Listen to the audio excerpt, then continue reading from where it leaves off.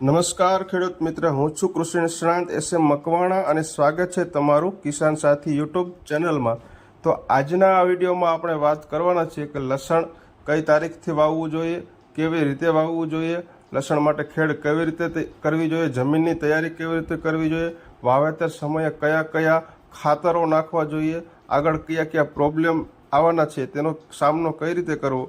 તો ખેડૂત મિત્રો, હજી સુધી તમે આપણી ચેનલમાં નવા હોય અને સબસ્ક્રાઇબ ન કરી હોય તો ખેડૂત મિત્રો સૌપ્રથમ ચેનલને સબસ્ક્રાઇબ કરો અને બાજુમાં આપેલ બેલ આઇકોનના બટનને દબાવો, જેથી કરીને અમારા આ ખેતીને અવનવા વિડીયો તમારા સુધી પહોંચે સૌપ્રથમ અને તમે નિહાળી શકો। તો ખેડૂત મિત્રો, ચાલો આપણે આજે વાત કરીએ આજના વિડીયોમાં કે લસણના પાકને આબોહવા અને જમીન કેવી માફક આવે છે। ઠંડી અને સૂકી આબોહવા લસણના પાકને શ્રેષ્ઠ ગણાય છે। વૃદ્ધિ દરમિયાન 20 થી 25 સેલ્સિયસ તાપમાન હોય તો પાક સારો ઉગે છે।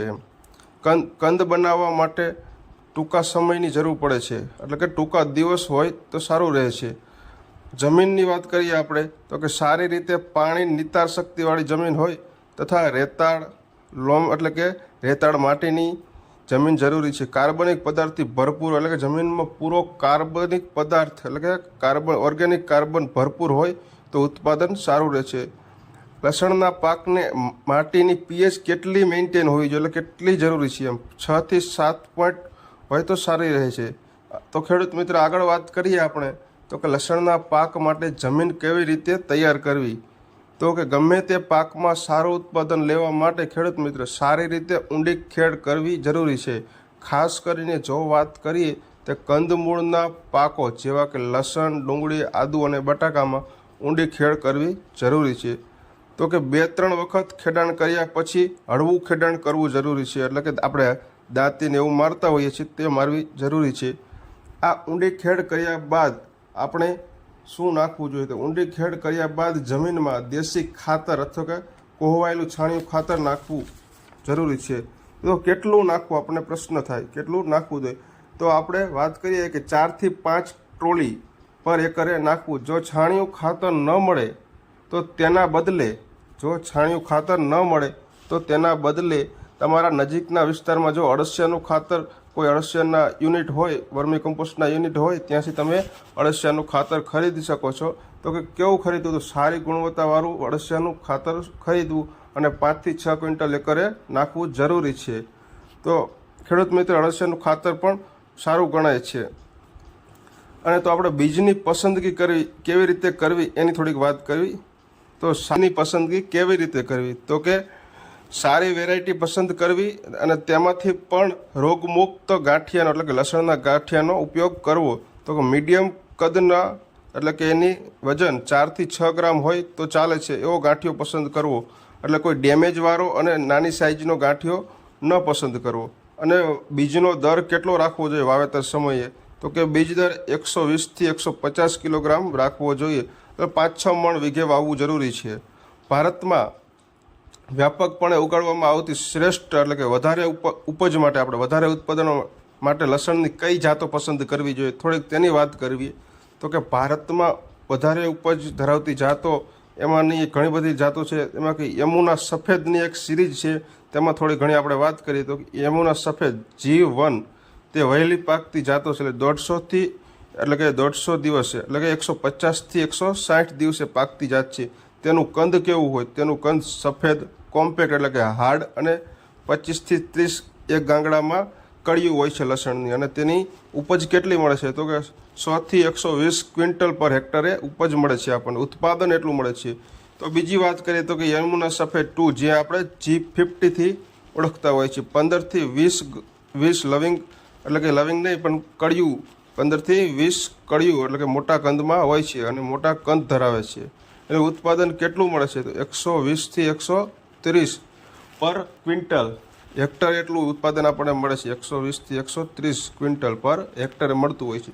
આગળ વાત કરીએ કે યમુના સફેદ 3 G282 એના કંદ મોટા હોય છે અને આપણે થોડું ઘણું ક્રીમ જેવું સફેદ દેખાતું હોય છે અને તે સંગ્રહ કરવામાં સારી ગુણવત્તા છે, પણ કેવી? તો કે G1 આપણે યમુના સફેદ એના કરતાં ગુણવત્તા સારી હોય છે સંગ્રહ કરવા માટે। અને ઉપજ કેવી મળે છે એની વાત કરીએ આપણે થોડી ઘણી।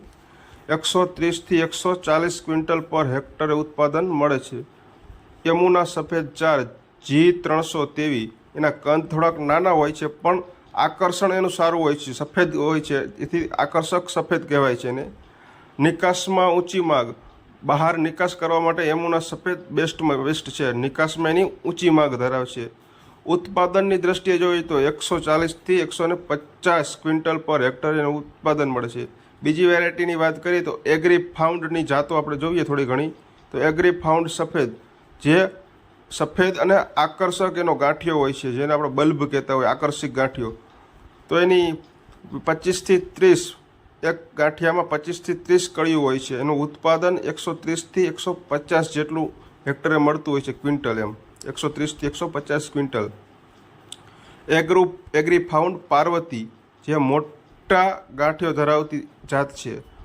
ઉત્તર ભારતના પહાડી વિસ્તારમાં આ જાતને ખૂબ જ પસંદ કરવામાં આવે છે અને સારી ગુણવત્તા ધરાવતું હોય છે. એની ઉપજ રહીને 120થી 130 ક્વિન્ટલ પર હેક્ટરે મળતી હોય છે.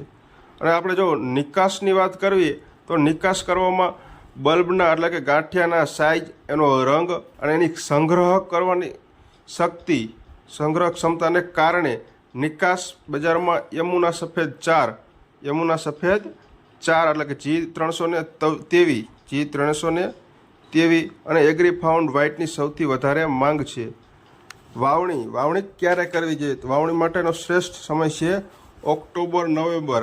ભારતમાં આપણે શિયાળુ સિઝન એટલે કે રવિ સિઝનની વાત કરતા હોય તો ઓક્ટોબર-નવેમ્બરમાં વાવણી કરવી જોઈએ.